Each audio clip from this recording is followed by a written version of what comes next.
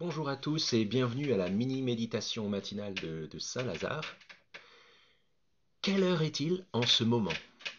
Est-ce la fin du monde ou le commencement? Ça, c'est les premières paroles du dernier chant de Starmania, le magnifique opéra rock que j'aime, pour ceux qui me connaissent, beaucoup. C'est une bonne question. Quelle est l'époque dans laquelle nous nous trouvons? À partir de ce qu'on voit, de ce qu'on vit, de ce qu'on entend, est-ce qu'on est plutôt en train de voir quelque chose se terminer? Ou est-ce qu'on distingue les signes d'une ère nouvelle? Pour bien répondre, on ne peut pas laisser uniquement nos rêves, nos aspirations, ce qu'on espère de mieux pour notre vie, pour notre monde, modeler et conduire notre analyse. On est obligé de se poser la question aussi avec un regard lucide et réaliste sur la capacité réelle de ce monde à faire advenir quelque chose de vraiment nouveau. Parce que quelle est la norme dans ce monde? Si les aspirations au changement sont très régulières dans notre humanité, est-ce que ça ne serait pas précisément le signe que rien ne change vraiment? Si on veut encore que les choses changent, il y a quelque chose qui est de l'ordre de la frustration. Il y a dans ce monde une forme d'impuissance qui fait que nos désirs les plus beaux et les plus justes viennent souvent s'écraser contre le mur de la réalité. Les choses les plus belles sont salies par le mal, et ce qui devrait durer est fauché par la mort et par son cortège de faiblesse, d'épreuves de douleur, de maladie.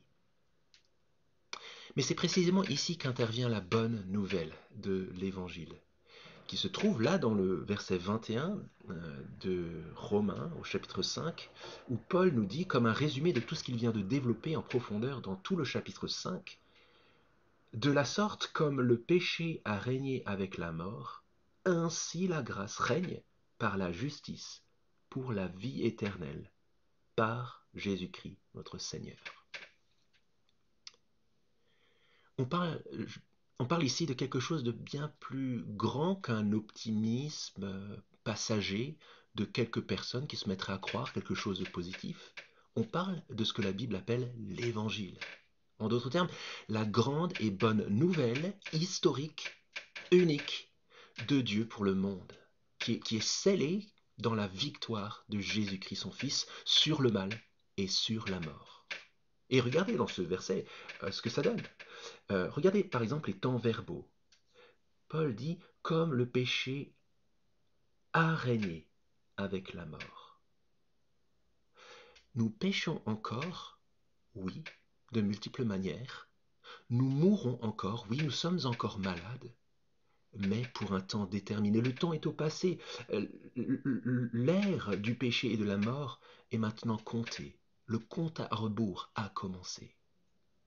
Et regardez ensuite, Paul dit que la grâce règne maintenant par la justice pour la vie éternelle. La grâce règne déjà.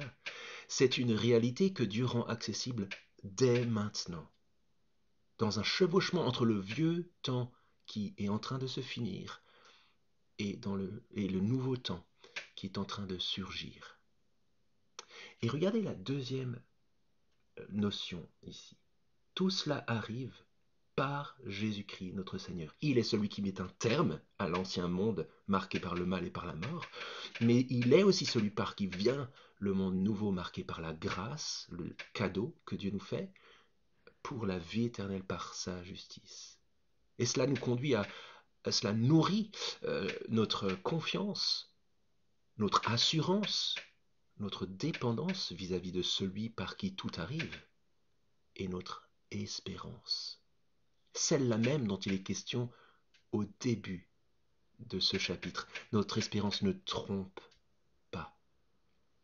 C'est précisément dans ce monde d'impuissance qui ne peut pas faire advenir le changement, la démonstration de la puissance de Dieu.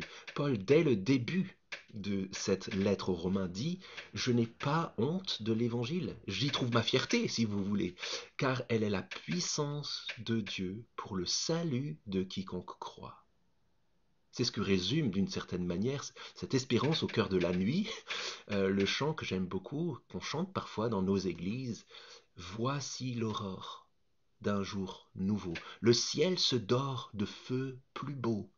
Jésus s'apprête. Pourquoi gémir? Levons nos têtes. Il va venir. Prendre au sérieux la réalité incroyable que le Dieu vivant a fait surgir dans notre réalité, qu'il a fait connaître à notre cœur par l'Évangile, eh bien c'est aussi envisager que toute notre réalité soit impactée.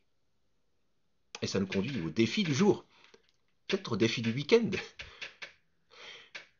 Ce que mon cœur chérit, ce qui occupe mes pensées, ma vision du monde, les décisions que je prends, ma manière de construire mes relations, mon sens des priorités et des valeurs, mon investissement en énergie, en temps, en argent.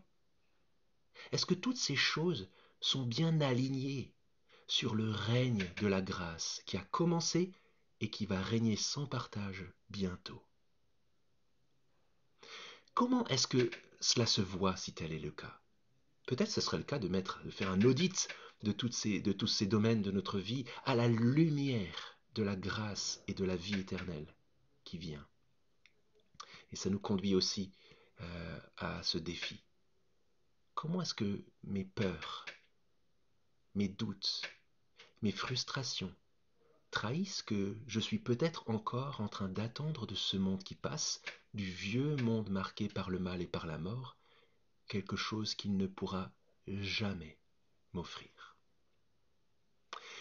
Je vous souhaite une bonne fin de journée, un bon week-end, et on se retrouve dès dimanche pour le culte, où Joe va nous conduire dans la suite, dans Romains au chapitre 6.